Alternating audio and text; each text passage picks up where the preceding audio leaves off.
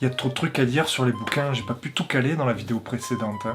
Et oui, le format de présentation ne s'y prête guère. Alors qu'il y a tellement de passages et de personnages stylés et au moins tout autant de vannes à faire. Ah ouais? Tant que ça? Ouais, par exemple, dans le film, la bataille du gouffre de Helm dure quand même assez longtemps, alors que dans le bouquin, j'ai plutôt eu cette impression. Chargez! 12 seconds later. Bon week-end! Jean-Michel, n'oubliera pas de passer à la compta. Ou au contraire, t'as plein de chansons qui sont dans les bouquins et qui sont pas dans les films, et qui sont chantées à des moments plus ou moins incongrus pour n'importe quelle raison. Genre, t'as de très belles chansons funèbres pleines d'émotions, t'as des chants racontant les temps anciens, ou des chants guerriers racontant les hauts faits de héros légendaires. C'est trop stylé ça! Ouais, mais à côté, t'as aussi des chansons pour prendre le petit-déj, faire la vaisselle ou prendre un bain. Ah, ouais. C'est un putain de Disney quoi. Bah, c'est bizarre de passer d'un passage épique à... Il faut se laver les mains, les pieds, le bas des reins et le bout du nez. D'ailleurs, il y a un perso qui fait que chanter qu'on ne retrouve pas dans les films. Oui, Tom Bombadil. Qui? Tom Bombadil. Il a un style très chamarré et très folklore. C'est un petit perso tout joyeux qui paye pas de mine. Et pourtant, Le sacré bougre sauve les hobbits du vieil homme sol, un arbre très ancien qui tente de les avaler. Et ce, juste en lui intimant l'ordre d'arrêter. Il les sauve aussi des êtres des Galgal, des démons malfaisants.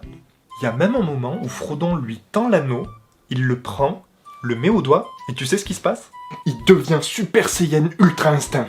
Non, il se passe absolument rien. Quoi? Mais c'est naze. Non, faut plutôt voir ça comme ça, quand il y a un personnage de manga qui se prend une attaque dévastatrice dans la tronche et qui ressort sans une égratignure. Tom Bombadil est si puissant que l'anneau ne le tente même pas. Il le laisse non seulement complètement indifférent, mais en plus, il ne le rend même pas invisible. Alors que l'anneau va jusqu'à corrompre Galadriel et fait très peur à Gandalf. Et du coup, il y en a beaucoup des comme Tom Hollandil? C'est Bombadil, et dans le bouquin, il y a plein de personnages dont la puissance est implicite. Comme qui par exemple? Bah, Frodon. Cette fiotte? Alors, je sais que tout le monde lui crache dessus, et d'ailleurs j'espère soulever une déferlante de commentaires passionnés sur le sujet pour le référencement. Mais si Gandalf lui-même avait confiance en lui, c'est bien qu'il y avait une raison. Attends, le Gus se plaint toutes les 30 secondes. J'ai froid, j'ai faim, j'arrive pas à dormir. Et c'est la personne qui est incapable de se passer de son portable plus de 2 secondes qui dit ça. C'est l'hôpital qui se fout de la charité. Alors là... Tiens, toi qui es sportif, imagine, ta séance du moment, c'est marcher. Marcher, et marcher encore pendant des centaines de kilomètres. Qu'il vente, qu'il pleuve, ou qu'il neige. Séance muscu oblige, tu portes du poids, l'anneau. Et plus tu te rapproches de ton but, plus ta charge est lourde, plus le terrain est pentu, accidenté, et tout ça en buvant, mangeant et en dormant de moins en moins. Oui, ça va, ça va. De toute façon, tout le monde dit que c'est Sam le plus balèze. Le Gamji, là. Il supporte l'autre fragile pendant tout le trajet, sans brancher, et en plus, il veut même pas lui carotte l'anneau. Alors que ça lui est servi sur un plateau quand l'autre bolos, il dort. C'est pas faux. Lui, par contre, il dort de moins en moins pour surveiller le Gollum, et il défonce quand même de l'orque et de l'araignée géante. J'entends, oui. Et au Mordor, qui c'est qu'il porte, le Frodon, hein, parce qu'il a des ampoules aux pieds? Je crois que nous avons compris. Ah. Notre gros dur a un crush.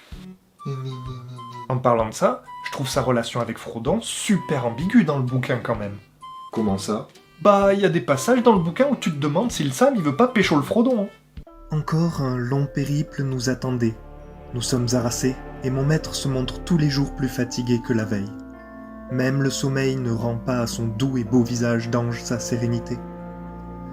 Peut-être un tendre baiser sur le front saurait-il le défaire de ses peines?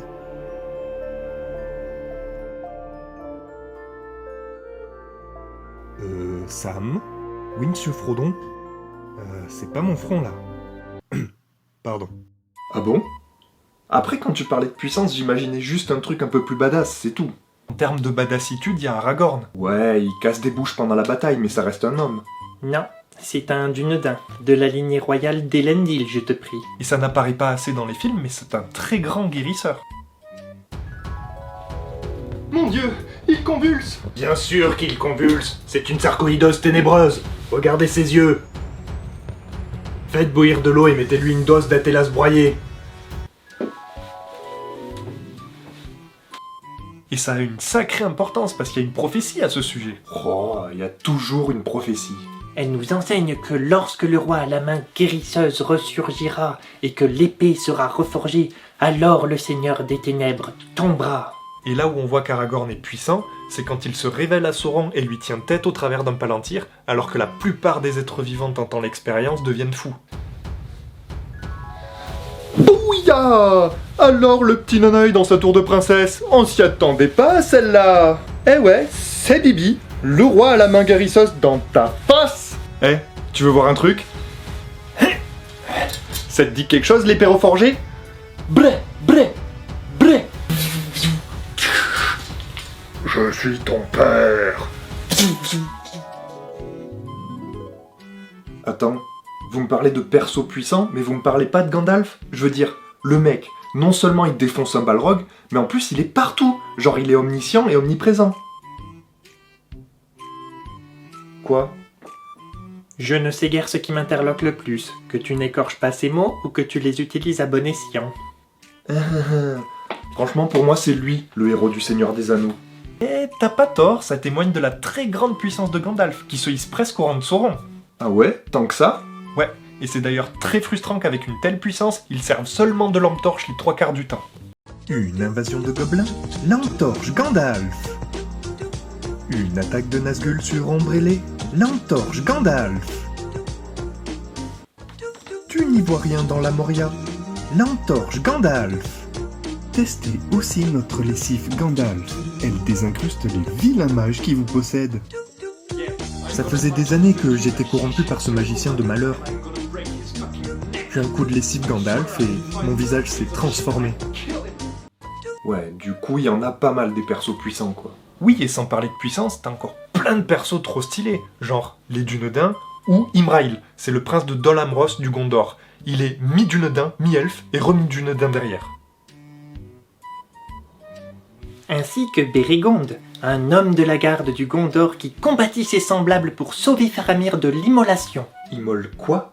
Oh, Willadan et Elrohir, les deux fils jumeaux de Elrond, ou Círdan, c'est un des plus vieux seigneurs elfes à fouler encore la Terre du Milieu, et c'est le premier détenteur d'un des anneaux de pouvoir légués aux elfes. Ok, wow. J'ai compris, il y a du beau monde. Ouais, ce que je trouve marrant dans le bouquin, c'est la façon avec laquelle chaque personnage s'adresse aux autres, avec un respect encore plus exacerbé que dans les films, voire pompeux. Salutations. Mon plus grand et profond respect à toi, Théoden, fils de Tengel, 17e roi du Rohan, grand dresseur de chevaux et cavalier hors pair. Bonjour à toi, Aragorn, fils d'Arathorn, descendant d'Isildur, lui-même fils d'Elendil, chef des Dunedain, grand arpenteur de la Terre du Milieu, dit Elessar, la pierre elfique. Ton aide et celle de tes soldats furent inestimables au cours de cette bataille. Je n'ai jamais vu de cavaliers plus agiles et de chevaux plus rapides et prestes que ceux du Rohan. Et pourtant, ayant eu vent de votre adresse inégalable au combat, j'avais peur de ne pas avoir chevauché assez vite et que vous ayez décimé l'entièreté de ces viles créatures. J'adore ta coupe de cheveux. Et toi, tu as taillé ta barbe, non?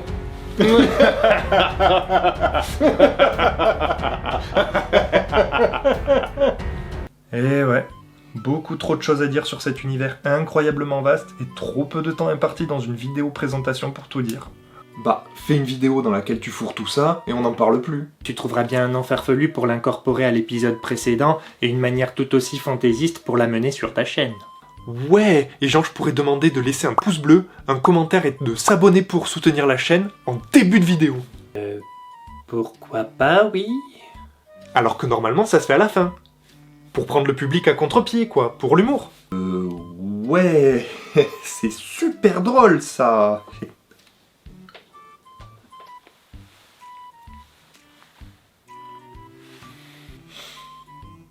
Ouais non, flemme.